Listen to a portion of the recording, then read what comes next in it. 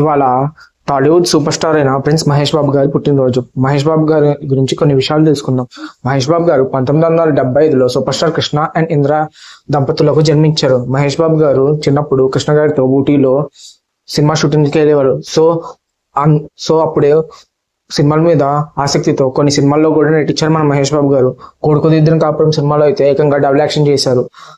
ఆ రోజుల్లో double action చేయడమే కష్టం అనుకుంటే మహేష్ బాబు గారు బాలనటుడిగా డబుల్ యాక్షన్ చేసి ఆకట్టుకున్నారనే చెప్పాలి. ఆ తర్వాత కొన్ని సినిమాలు చేసిన తర్వాత మహేష్ బాబు గారు చదువు కోసం కొన్ని సంవత్సరాలు సినిమాలకు దూరంగా ఉన్నారు. ఆ తర్వాత కె రాఘవేంద్రరావు గారి దర్శకత్వంలో మొదటిసారి హీరోగా డెబ్యూట్ చేశారు మహేష్ బాబు గారు రాజకుమారుడు సినిమాతో.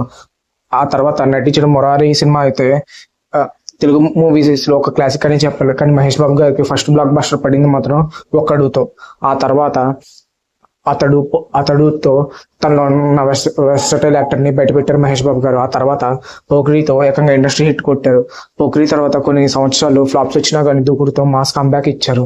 ఆ తర్వాత మహేష్ బాబు గారు చాలా డిఫరెంట్ మూవీస్ చేశారని చెప్పాలి.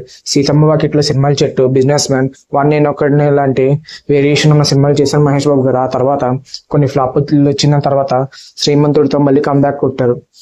మహేష్ బాబు గారు హీరోగానే కాకుండా తన సమాజ సేవతో ఎంతో మంది పిల్లల్ని బతికిస్తున్నారు తన ఫౌండేషన్ తో. ఇప్పటి వరకు మహేష్ బాబు గారు 4,000 మంది పిల్లలకి హార్ట్ ఆపరేషన్స్ చేపించి బతికిచ్చారు. మహేష్ బాబు గారు తన అందమైన రూపంతోనే కాదు, తనకి అందమైన మనసు ఉందని కూడా తెలియజెప్పారు.